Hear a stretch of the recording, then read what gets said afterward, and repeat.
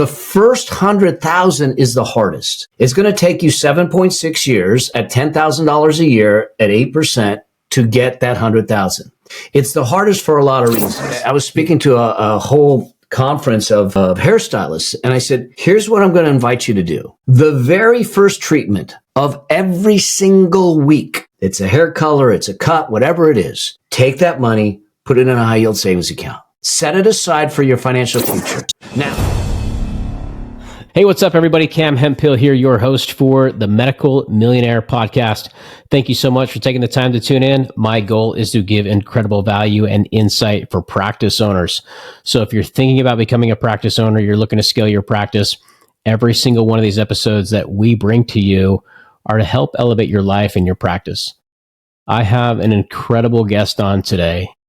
A gentleman is joining me. He's an author, CPA. He's helped thousands of people around the world. He has a very robust YouTube channel. I've started reading his book. I'm almost done with it. And it's all about finance. It's all about money. It's all about overcoming this challenge in this game of how to win at financial freedom. And as I look at practice owners, we need a ton of help in this specific area. I go to a ton of conferences and I see a ton of vanity, and I get it. It's aesthetics. But guys, we have to get our shit together and make sure we are taking care of ourselves, that we are setting ourselves up for financial freedom so we can focus on patients first. I want to welcome Mel Abraham to the show. Mel, it's an honor. Thank you so much. Oh my God, Cam, thanks for having me. This is cool to be here. Yeah, I started reading your book, and this is a subject matter that I love talking about. I don't think money is discussed. Finances are taboo, if you will. People don't like to talk about them. And you make the book that you put out, you make it easy, you make it fun, you make it easy for anybody. And so, Mel, tell us who you are, what your mission is, what you're about, and how you've been able to impact so many people.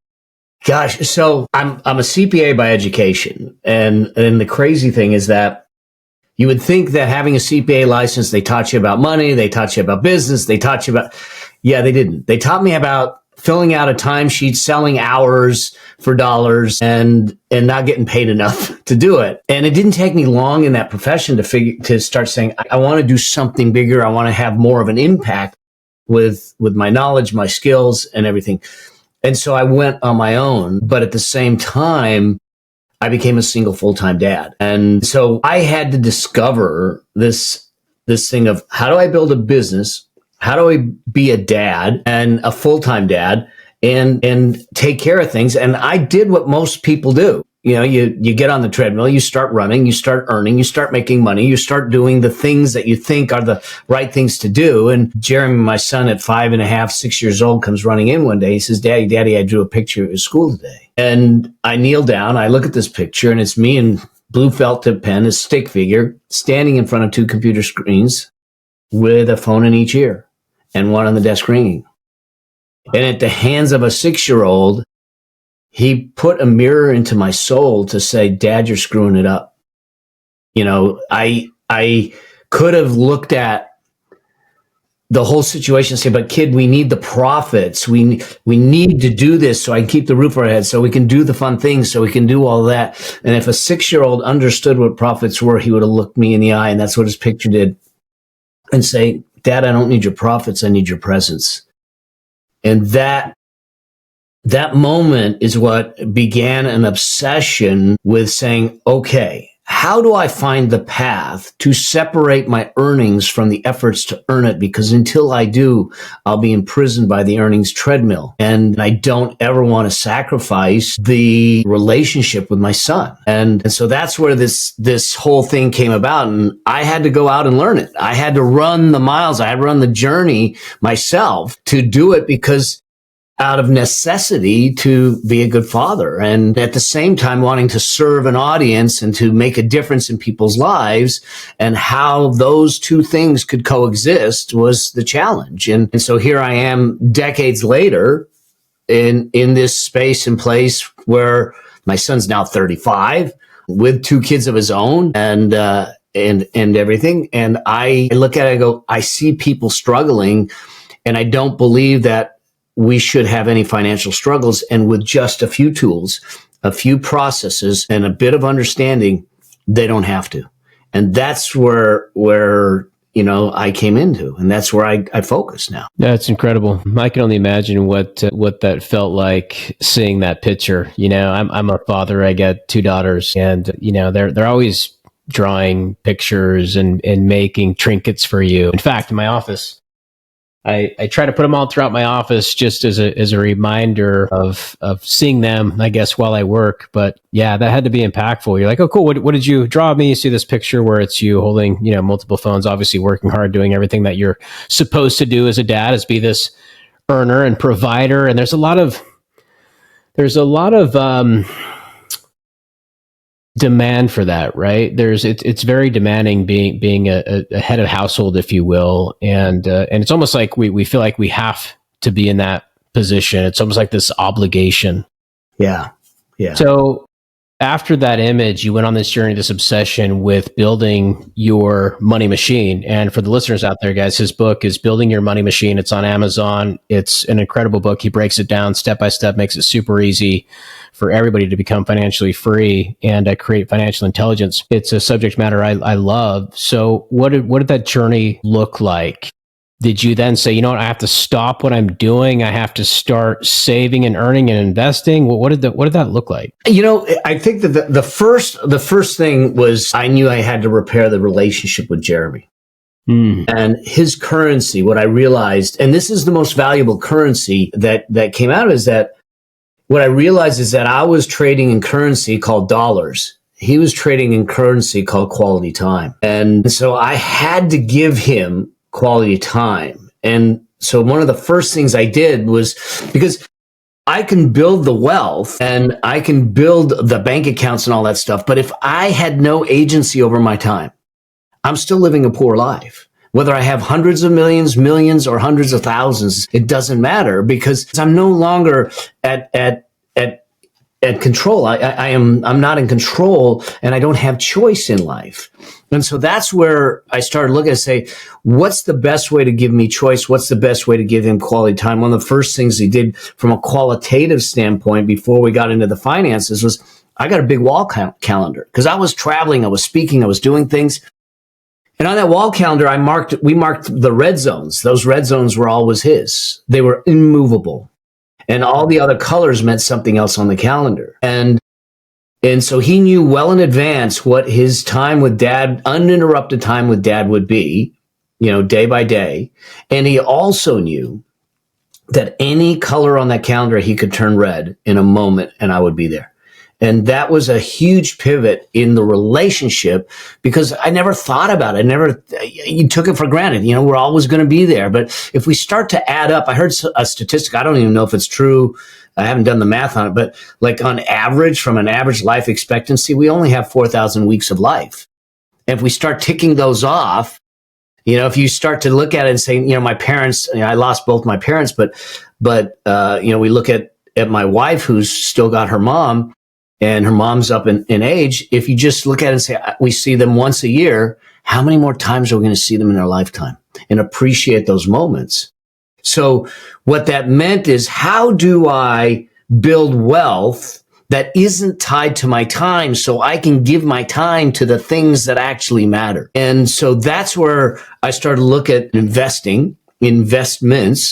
I didn't know anything about it, because I didn't come from a household that invested. My dad didn't really invest. He was a white collar worker and an engineer, and that's it. And so I didn't know anything about it. And all I knew was, when I went to work for a company, they gave me a 401k. I didn't know what I was investing in. I'd just pick a plan. And I was a CPA. You would think I'd know.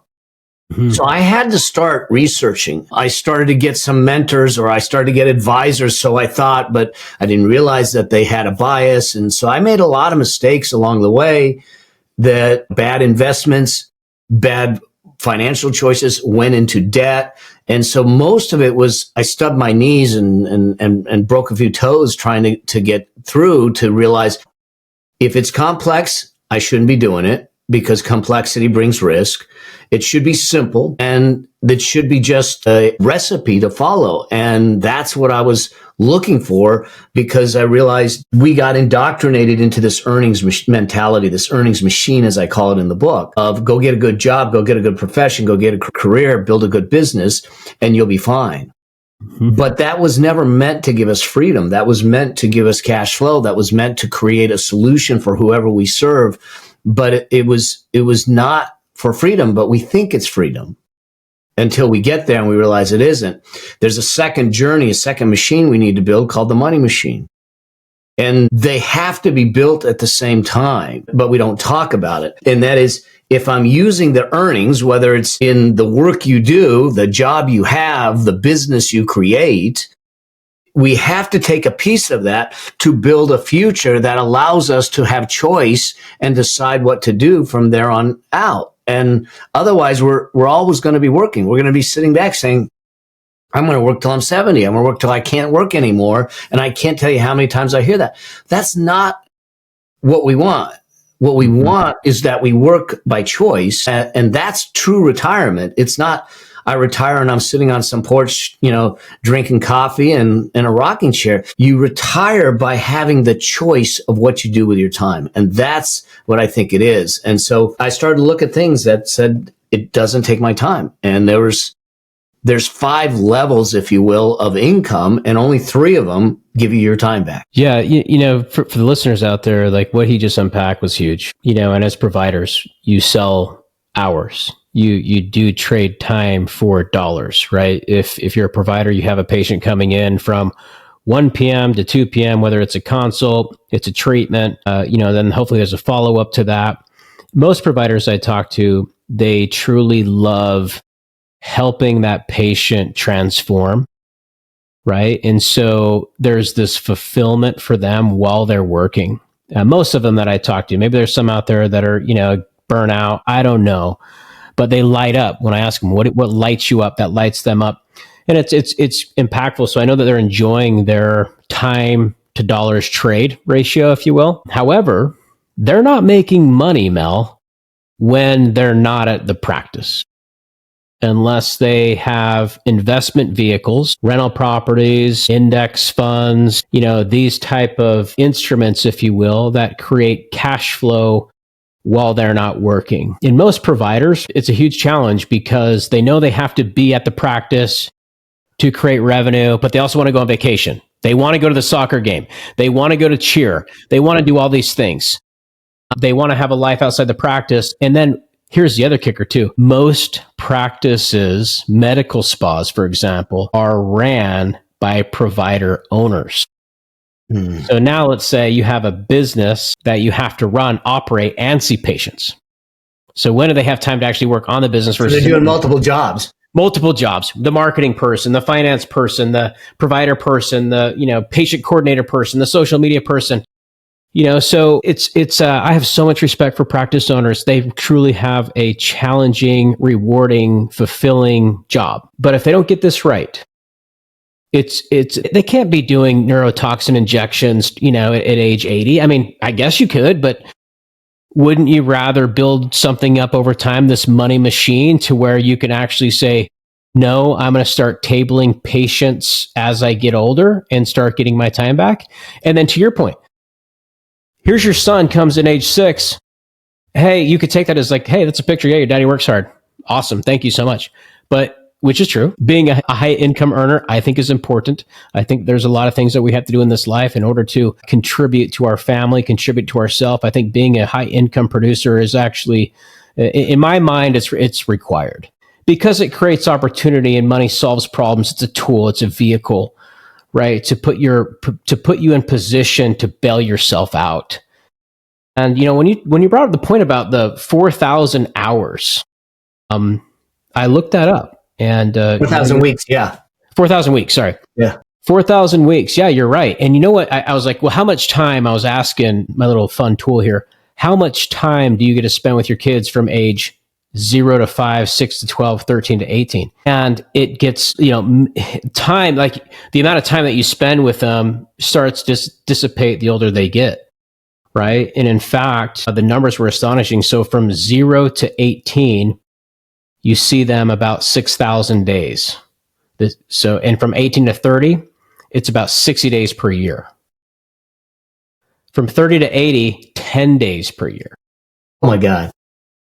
So there's this window, it just gets smaller and smaller and smaller and smaller, right? So some people are thinking, well, hey, I'll get there when I get there, but right now I'm earning.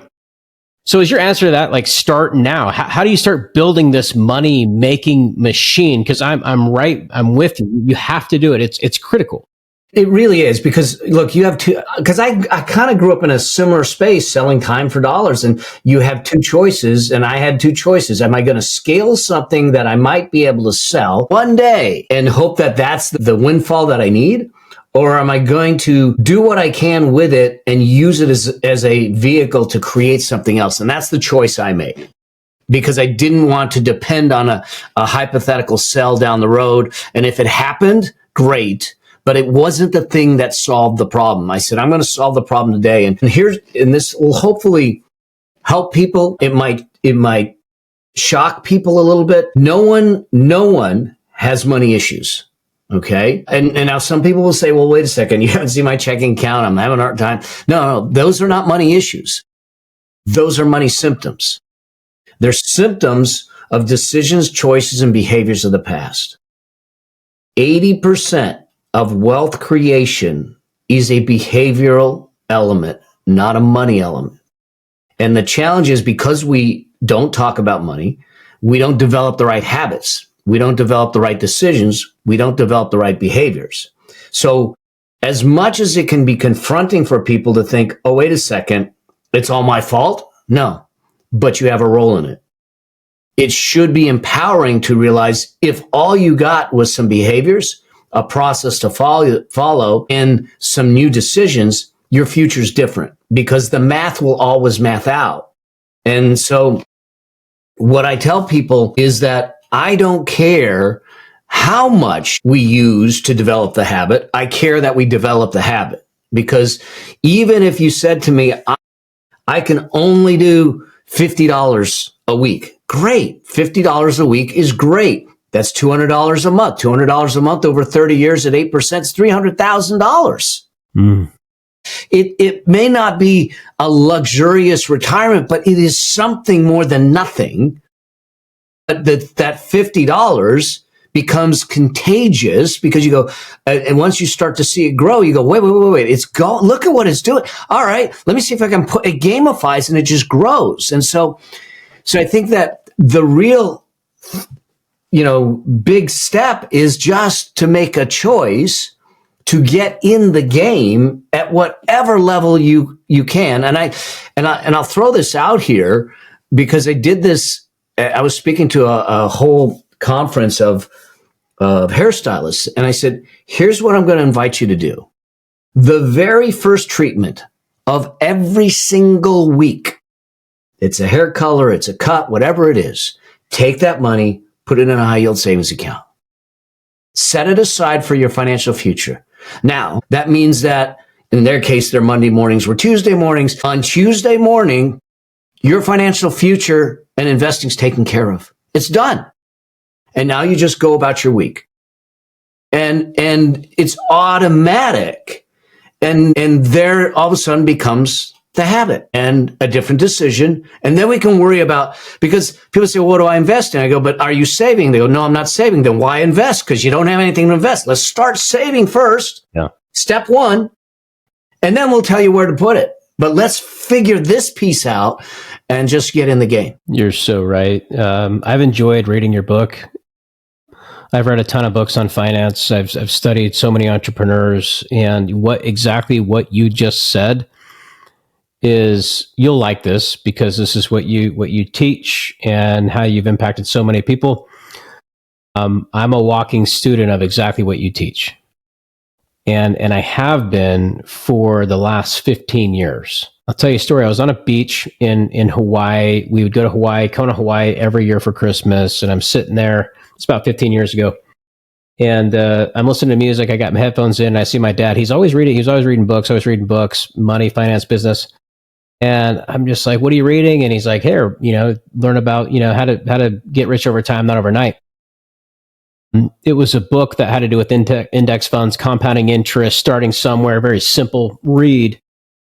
And I read it and it changed my life completely, because I always thought, oh, when I get there, or when I get older, when I grow up, when I finally, take the music out of my ears and take things serious, I don't know. But you have this mentality of maybe we're not there yet. Maybe I'm not smart enough. Maybe I'm not ready. It sounds just scary. I don't know. Like, what does investing mean? How do you open up a brokerage account? All these things. All it took was just this mindset shift. And it was such a simple guide. And you can go to a brokerage house, open up an account. And I figured it out. And I started taking a percentage of my income and putting it into an investment vehicle. And it was just index funds. And it was just like Warren Buffett, slow, steady, wins the race, boring investor. Like, time is what you need. Time on your side with the discipline of continuing to donate to your future is the formula, right? And so I'm a walking student of that. And I can tell for the listeners, guys, what Mel is doing is so impactful and resonates with me, because I've seen the fruit of that. And also for my kids, because then you can do, other things you can watch this money grow. And to your point, you said gamify.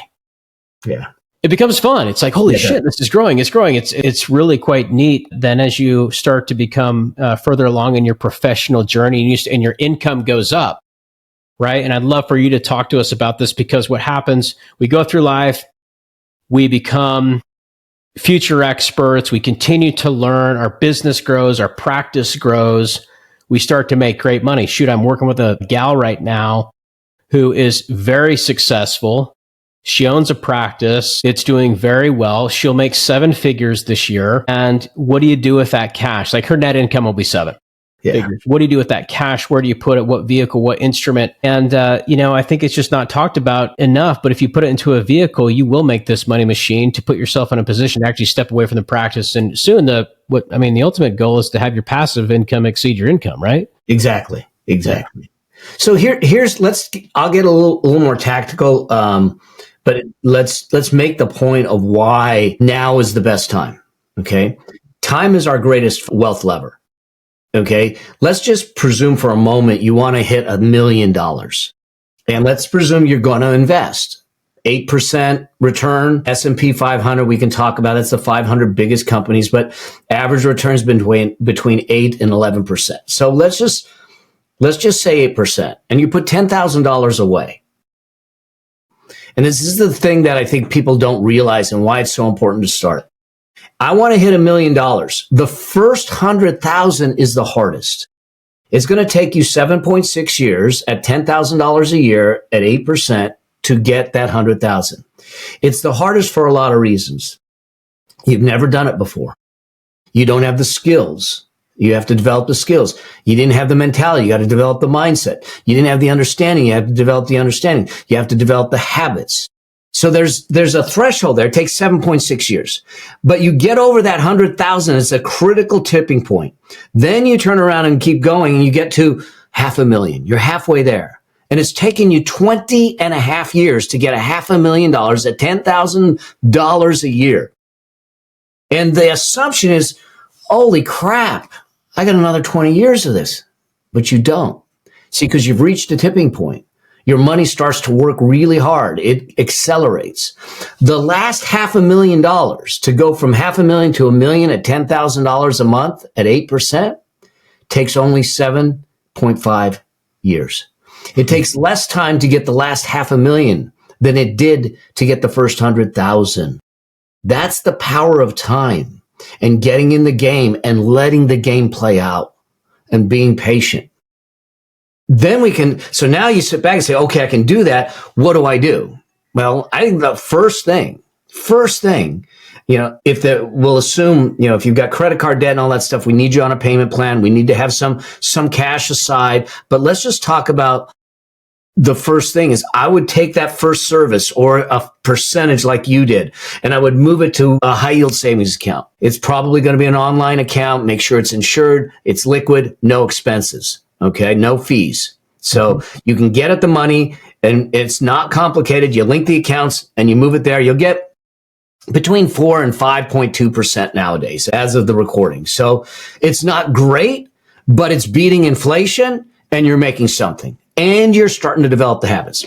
At some point, we're going to turn around and say, okay, I've got $1,000 there. I got $500 there. I want to start investing.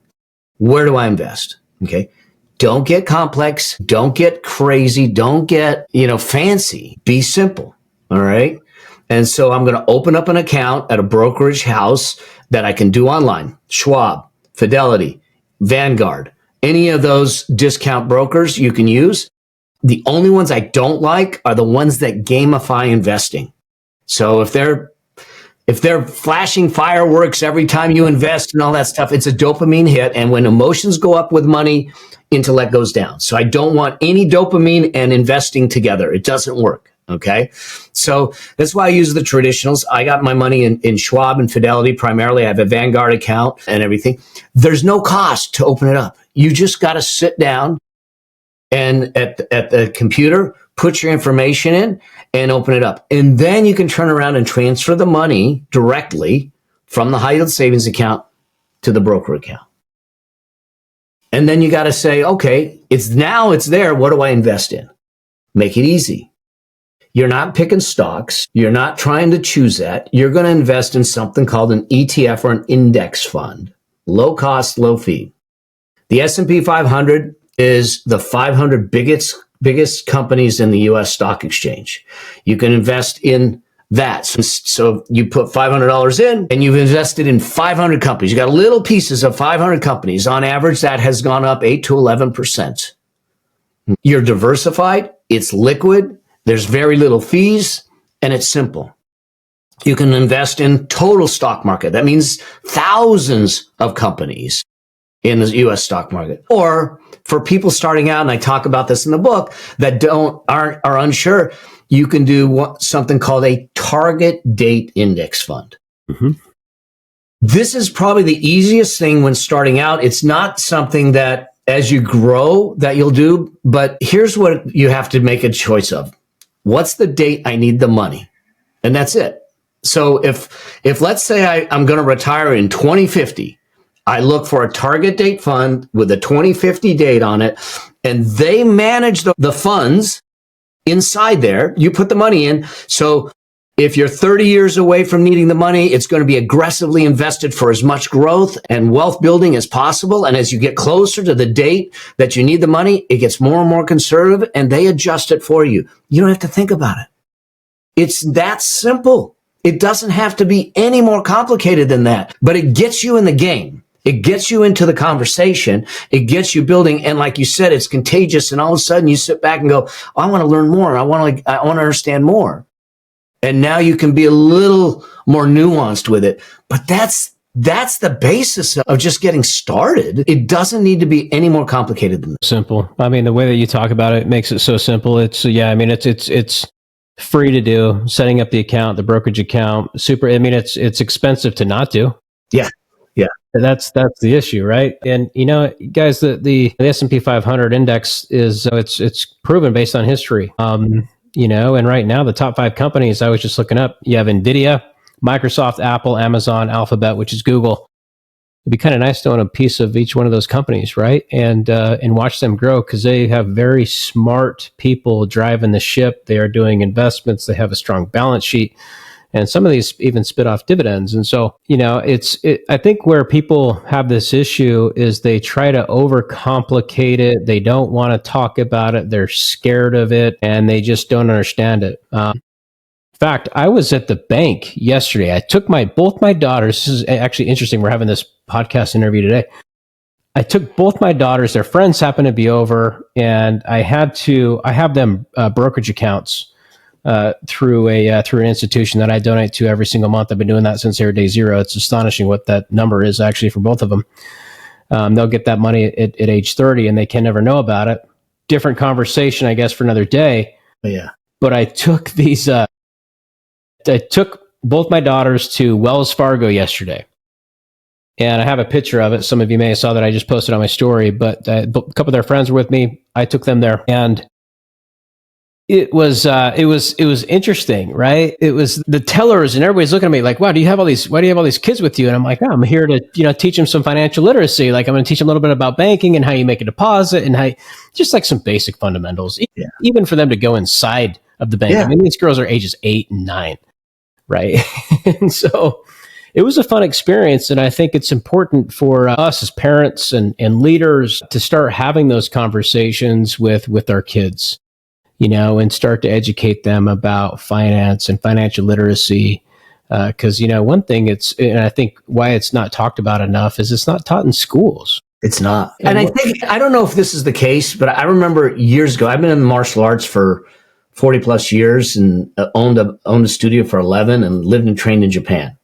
But the first exposure to the martial arts, I was 8 years old. I saw a judo exhibition and I went to my mom. I said, I want to do that. And her response back to me was, I do not want to teach you to fight. Then you're going to get into a lot of fights. And I don't know if people think that if we have money conversations with our children, that they all of a sudden become greedy, entitled, or whatever that might be. I don't know if that's the case, but what I do know is you can't have a money conversation with them without having a values conversation. Mm. And when you pair them up, you create financially smart and independent children. That is probably the greatest gift a parent can give aside from their love. Yeah, I completely agree. Teaching them, the younger, the better. Having them understand finance, what money's all about, what it's like to work for $1, earn $1, save $1, what that means. I guess I've done a decent job of that. My kids earn money through chores and various things, and they're savers. Both of them are savers. I think one of them's more of a spender than the other one, but by default they're both savers. And we talk about money and finance openly in our family. And so I think like to build on this for practice owners, you have other providers. There's providers that work with you that also trade time for dollars. And I would encourage provider owners yourself, obviously get your money situation fixed yourself. Go read Mel's book. It's phenomenal. It's also on Audible. So Amazon, I mean, he's got tons of reviews. Guys, he has 63,000 subscribers on YouTube. Like Mel's the real deal here. Go read his book. He breaks it down super easy if you don't have your money situation where you want it. And then once you have that set up, it's your obligation to teach that to your providers, because now you can have that money conversation with them and they can truly understand what it costs to run the business, what $1 earned, what $1 saved is, what an investment vehicle is. And they're going to want to gamify it, and they're going to want to go sell more hours and bring in more cash flow for themselves, because they'll see this money making machine start to happen. Right. And so I think a lot of us as owners, we don't have these money conversations with our staff, definitely not in our household. I mean, we should, but with our staff as well. And I think that's super important. Yes. Yeah. I do a lot of speaking in keynotes to corporate for their employees, for them to understand how to use the benefits they have to make the best out of it, to do the things, because you give your providers the path to financial security. They have more focus, they have more productivity, they have less stress, and they're now more dedicated to that journey because they know it is the path to financial security and freedom for them. So they don't need to get distracted by looking at other things or looking for other things. They're there and they're invested in your success, because by allowing that to happen, they become successful too, because you painted the picture for them. Yep. Now, Mel, you're a cancer survivor. I am. In fact, I just had another scope just this last Friday. So all clear. Good. No, okay. Because I remember reading your book. You went in for another scope, and you didn't have that. I didn't have that. Yeah. Yeah. So how important was that for you? You built this money making machine. You started at a younger age than most, and unfortunately, you were hit with this punch to the stomach. Yeah. So for me, the picture that Jeremy drew was the birth of the idea of the money machine, and I built it. And I knew it was powerful, and it was, we're building wealth and we were feeling okay. Literally in 2019, everything's great. But I step off a plane, and 2 weeks later, I find myself in a hospital bed with a doctor that's looking at me saying, it's a 7.5 centimeter tumor in my bladder. And he says it's on top of the prostate. We might have to remove the prostate. I can't see the ureter on the right side.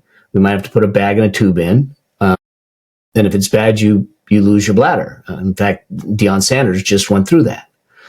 And he says, and if it's real bad, life's on the line. So now I'm not a smoker. I'm not a drinker. I live a healthy life. No one in my family's ever had cancer.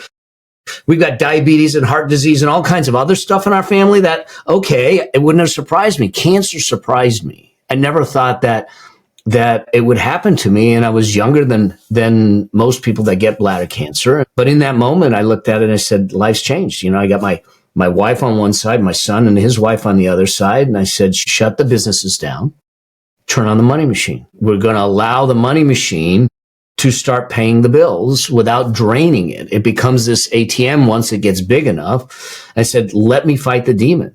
But I can't be getting on planes. I can't be focused on making a living during the day and fighting for my life at night. It's not going to work. And the gift and the blessing, the power of the money machine was shown to me with the cancer, because I had to fight the cancer spiritually, energetically, medically, psychologically, all of it. But I didn't have to fight it financially. And there was a peace about that because I had a choice of doctors, a choice of treatments, the choice. I had agency over my time. I was literally doing Eastern medicine, holistic medicine, Western medicine, every modality possible. Because I said, I'm not going to give this thing a chance. But I had the privilege of doing that because of building that. And so I think that and this is why I do what I do, because you mentioned that, at one point the scope didn't go so well. I had my first two surgeries in July and August of 2019. And I went through a bunch of treatments and everything was fine in December of 2019. April of 2020, at the end of April of 2020, I go in for another scope and scan and they find two tumors. The cancer came back. So I had a reoccurrence immediately. But I spiraled into darkness and everything, still searching for why me? Who did I wrong? Who did I piss off? What did I do wrong? What did I do in the past that made me deserve this? And I was talking to a dear friend. I was walking on the beach and having that conversation. He said, you keep searching in your past for something you did to give you the reason for the cancer. And I said, yeah. And he said, what if it isn't something you did, but it's something you meant to do? What's the message in it? And all of a sudden the light went on. I said, oh, I didn't fight it financially. And it was right during the pandemic. Everyone was fighting financially. And then he asked the question of, if they knew how to build a money machine, how would they fare during the pandemic? I said, they would have been fine. He says, think about it.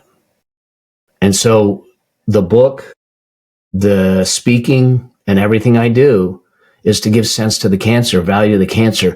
It's actually a gift for me to serve. And it's allowed me to put it in a positive place, in a positive frame. But it allowed me to navigate the cancer. And like I said, I went through 3 surgeries, 4 tumors, 77 treatments. And as of this past Friday, I'm 5.5 years clear.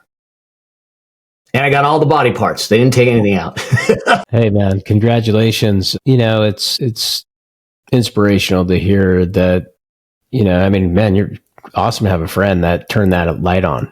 We all need friends like that. And I think that's a really good way to look at it. And obviously it unpacked this amazing journey you're on. And, I know that when we were talking offline, you were talking about this is your season of service, right? And what does that mean to you? Let's hear about that. So because I shut everything down, when I decided I wanted to come back and do something, I'm looking at this empty desk and I said, what do I want to put back on the desk? What do I want to do? And I said, well, what brings me joy and what makes me feel good? What makes it matter? And I said, serving, just because as I've been out speaking, I hear people struggling and saying, I'm just going to be doing this the rest of my life. I even some of my own family members, I have this conversation with. And for me, I think the thing that our world needs the most right now is hope and a direction. And if I can just shine the light a little bit through doing this, then I know that it makes a difference. I think that each of us are put here with a gift. I think each of us we may not know what the gift is. It will reveal itself, but it's our job to nurture it. It's our job to build it. It's our job to create it at the best level possible. But it's not our job to take it with us. It's our job to give it as a gift to the world. And if this is my gift, then that's what I intend to do. I'll be literally 64 next week. And I intend to keep doing this because none of it's work. To me, it's choice, it's service, it's making a difference, it's impact. And that's the currency I'm kind of dealing with these days. Yeah, it's beautiful, man. Happy birthday, by the way. Thank you, man. And yeah, no, it's great. I mean, by the way, my wife thinks there isn't a day I go by that she doesn't say, you're acting like a 12-year-old. I said, yep. Yeah, why not? Why not? You know? I think my wife says that to me too, by the way. If they're not rolling their eyes at us at least once during the day, we haven't done our job. That's exactly right. Yep, exactly right. Well, if you could give one piece of advice for the next generation of entrepreneurs, families, what would that be? I'll leave them, I'll leave them with a question too, but I think live in a world of possibility. I just believe that childlike possibility is important. That spirit of I think everything's possible. I know that we each have different ages, stages, or circumstances we're dealing with. That only sets the difficulty, and difficulty doesn't mean that it's impossible. It's a matter of whether we want to do the journey. And I think that we've been given a life. We got to step on the field. We can't win the wealth game in the sidelines or on the stands. We have to play the game. So we get in the game with what we have. We get in the game with where we're at. We don't judge the past. We don't beat ourselves up. I made bad financial decisions. I've lost more money than some people will ever make in stupid investments, but I've recovered. And so rather than judge the past choices or the wish that you started earlier, get in the game now and play the game with everything you have, because it's all we have. And then keep asking the question of what if it were possible? Because it is. It is. I came from a family. My dad came here at 17 years old as an immigrant with nothing. He didn't build wealth. He became an engineer. We had the same house all our life. I came from that, humble beginnings. I was in debt and built it. I lost it, rebuilt it. And I'm not different from anyone else. I just was willing to do the work and run the miles.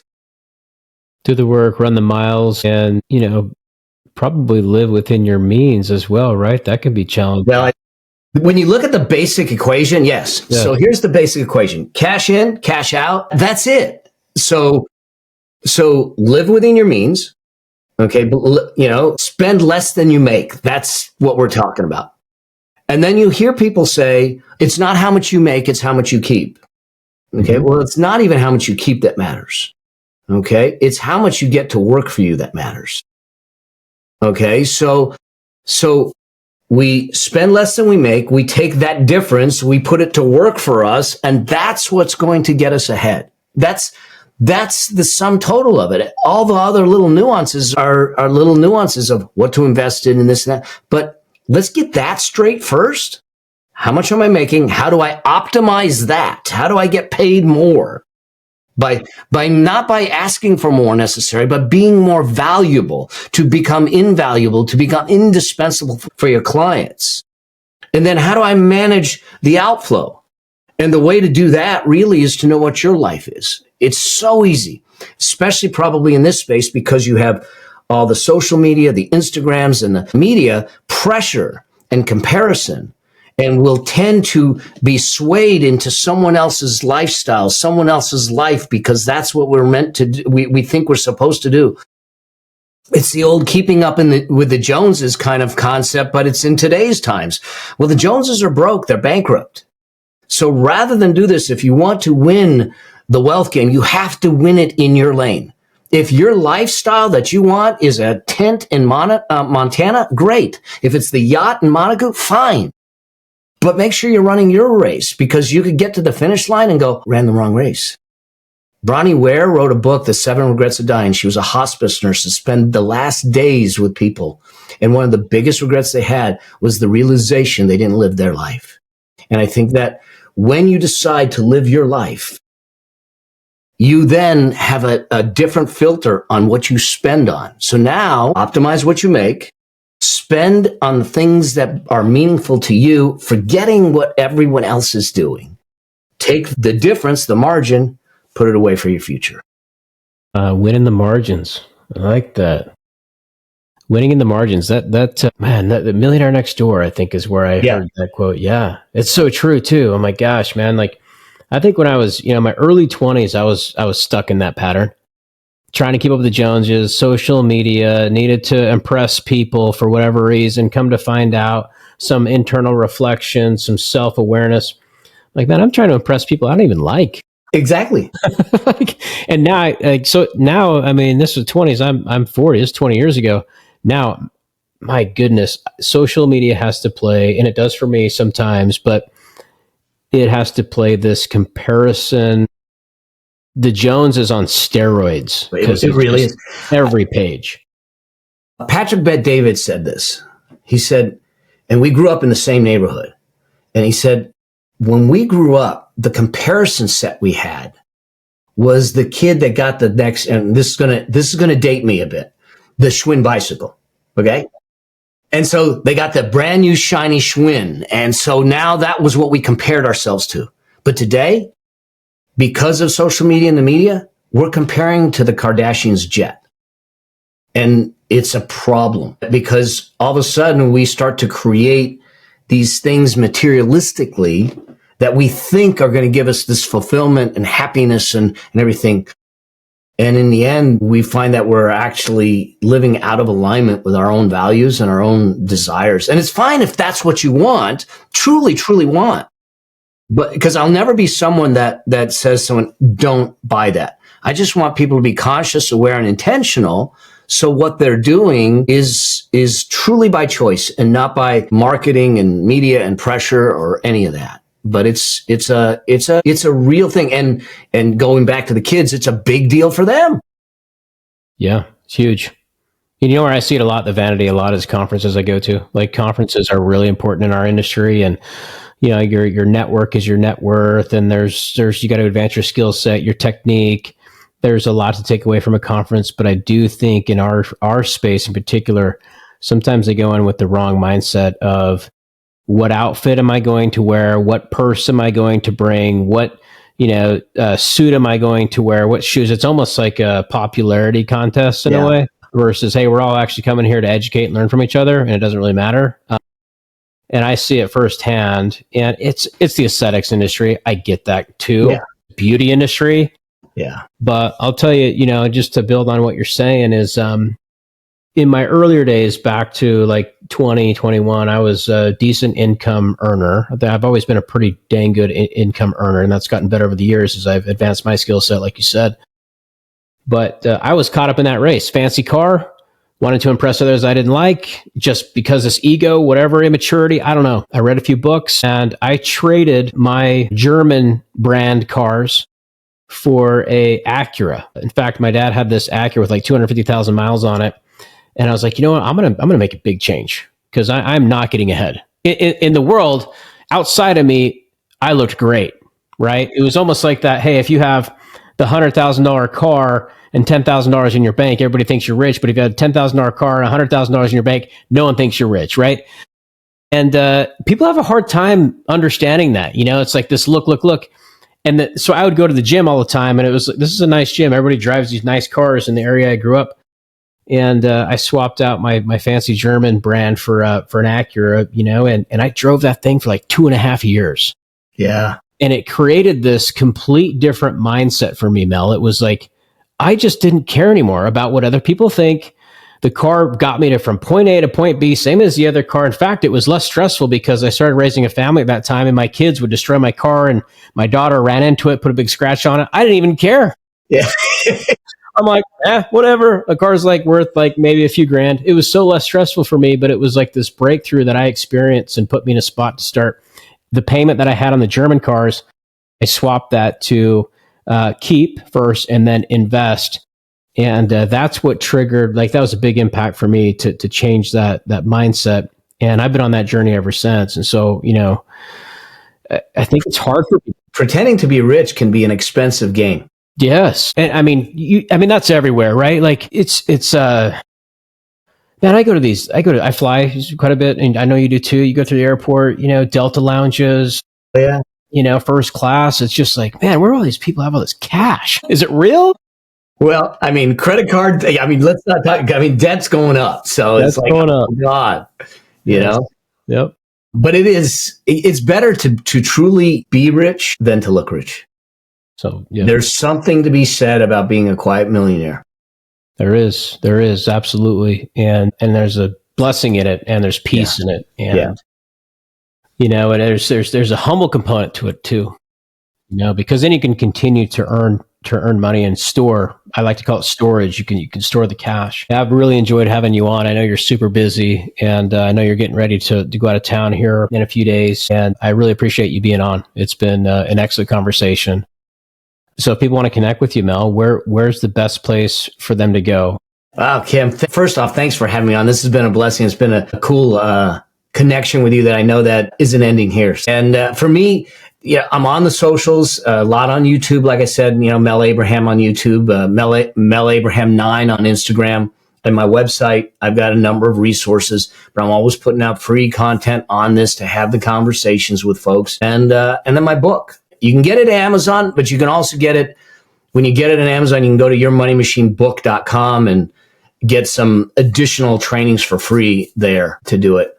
But I'd love to hear the journeys. I'd love to see the changes and know that you're on the path, because then I know that things that you and I are doing, Cam, matter, and it's making a difference. Yes, absolutely. Thank you so much for being on. I mean, there you have it, guys. There's Mel Abraham, husband, father, friend at heart, author, best-selling author of Your Money Machine. Go visit his website, melabraham.com. There's so much content on there. Go check out his YouTube channel. And I'll leave it at that. So thank you so much for joining. Until next time, happy injecting.